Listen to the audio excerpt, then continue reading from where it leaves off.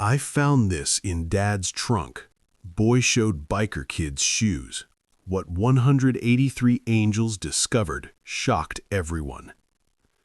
The rain hammered against the cracked pavement of Rusty's diner, a rhythmic drumming that seemed to match the heavy beating of a young boy's heart. Inside, the air was thick with the scent of burnt coffee and frying grease, a warm sanctuary from the storm outside. But for 7-year-old Leo, there was no warmth. He sat in the corner booth, his small hands clutching a plastic bag as if it contained the most precious treasure on earth, or perhaps the heaviest burden. Leo wasn't really named Leo. As the world would soon discover, his name was Ethan. But in those terrifying weeks under the shadow of a man he was forced to call Dad, he had learned that names didn't matter. Survival did. Beside him sat Marcus, a man with eyes like cold steel and a smile that never reached them. Marcus ordered loudly, demanding attention, while Ethan shrank into his oversized hoodie, silent as a ghost. It was Sarah, the diner's weary but sharp-eyed waitress, who first noticed the crack in the facade. She had been serving tables at Rusty's for 20 years. She knew the difference between a tired child and a terrified one. Ethan wasn't just quiet, he was vibrating with a suppressed panic. When Marcus went to the restroom, Ethan slid a piece of paper across the formica table towards Sarah. It was a drawing. Crayon strokes depicted a large, jagged cage. Inside were stick figures crying tears that pooled into a dark river. Next to them lay a single wilting flower and a shoe, just one shoe. Before Sarah could ask, Marcus returned, snatching the paper away with a grip that made Ethan flinch. "Bad artist," Marcus sneered, crumpling the drawing. "Don't bother the nice lady." But Sarah was already bothered. Her instincts, honed by years of watching the broken people who wandered into her diner, were screaming. She watched as Marcus led the boy out to a beat-up pickup truck. As they drove away, something fell from the boy's pocket onto the wet asphalt. It wasn't a toy. It was a single, worn-out child's sneaker. Sarah rushed out, grabbing the shoe before the rain could wash it away. It was small, muddy, and smelled of damp earth and fear. She held it tight, feeling a chill that had nothing to do with the weather. Something was terribly wrong. Across the street, parked in front of the abandoned auto shop, sat the Angels of Redemption MC. They were not your typical outlaw gang. Led by a man known only as Grizz, a towering figure with a beard like spun silver and eyes that held the depth of an old ocean. Grizz, whose real name was Arthur, had lost his own son years ago to a senseless act of violence. Since then, his club had dedicated their lives to protecting the vulnerable, acting as guardians where the law was too slow or blind to see. Sarah didn't hesitate. She marched across the street, the single shoe clutched in her hand, and approached Grizz, who was cleaning his Harley. "He dropped this," Sarah said, her voice trembling slightly. "The man with the boy. The boy drew cages and crying kids, and he gave me this shoe like it was a message." Grizz took the shoe. His rough fingers traced the frayed laces. He looked at Sarah, then at the drawing she had managed to salvage from the trash bin inside the diner. The image of the wilting flower next to the shoe struck a chord deep within his soul. It was a symbol of life cut short, of innocence stolen. "This isn't just a lost shoe, Sarah," Grizz rumbled, his voice low and dangerous. "This is a trophy." Within the hour, the Angels of Redemption mobilized. They weren't just bikers, they were investigators, hackers, and warriors.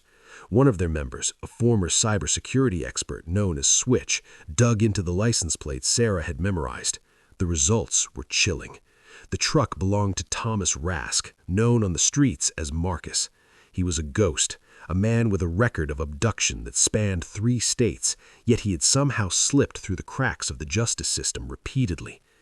"He's moving tonight," Switch announced, pulling up a live GPS feed on his laptop. "He said he has a delivery to make." Grizz stood up, strapping on his kute. The room filled with the sound of zippers and the cocking of radios. There were 183 members present that night. 183 souls ready to ride. They weren't going for a fight. They were going for a rescue. They were going to be angels. "The sky is dark," Grizz told his brothers and sisters, mounting his bike.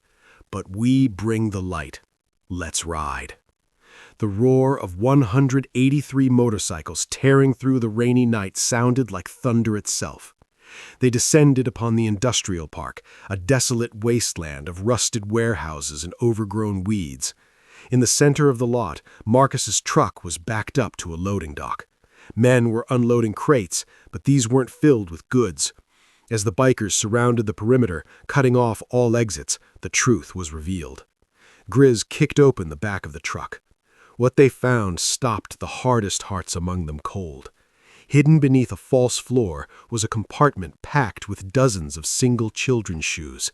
Left shoes, right shoes, sneakers, boots, all different sizes, all different colors. Each one represented a child taken, a life interrupted. They were trophies of a monstrous trafficking ring. But the horror didn't end there. Inside the warehouse, huddled in the shadows, were 3 children: Ethan, Leo, a little girl named Maya, and a boy named Daniel.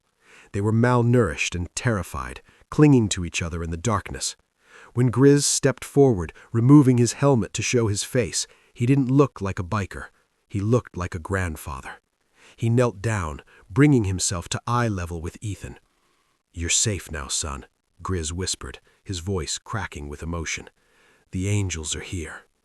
Ethan stared at the massive man, then slowly reached out, touching the leather of Grizz's vest. The tension left the boy's body, replaced by a sob of pure relief.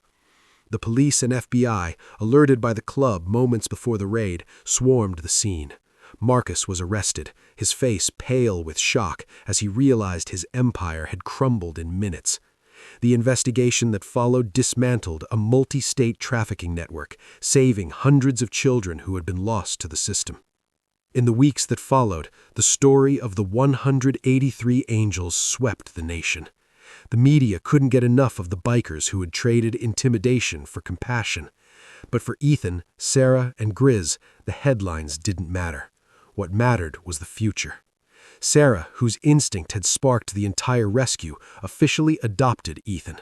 She renamed the diner the Safe Harbor, turning it into a community sanctuary where no child would ever go hungry or unnoticed.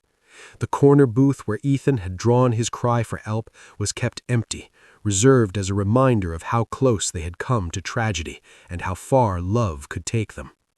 Grizz, or Arthur, became a constant presence in Ethan's life. He wasn't just a savior, he was family. He taught Ethan how to fish, how to ride a bicycle, and, most importantly, that he was loved beyond measure. The pain of losing his own son had found a purpose in saving Ethan. Every time he saw the boy laugh, Arthur felt a piece of his own healed heart swell with gratitude. The single shoe that started it all was framed and hung on the wall of the Safe Harbor. Beneath it, a plaque read, "Silence speaks when we have the courage to listen. Trust your instincts. Be someone's angel." The story of Ethan and the 183 angels reminds us that heroes don't always wear capes. Sometimes they wear leather vests and ride motorcycles. Sometimes they are ordinary waitresses with tired feet and observant eyes. And sometimes they are ordinary people who decide that enough is enough, who choose to act when others look away.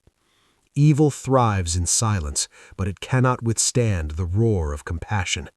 When we trust our gut feelings, when we reach out a hand to the stranger, and when we stand together against the darkness, we become the miracles others are praying for.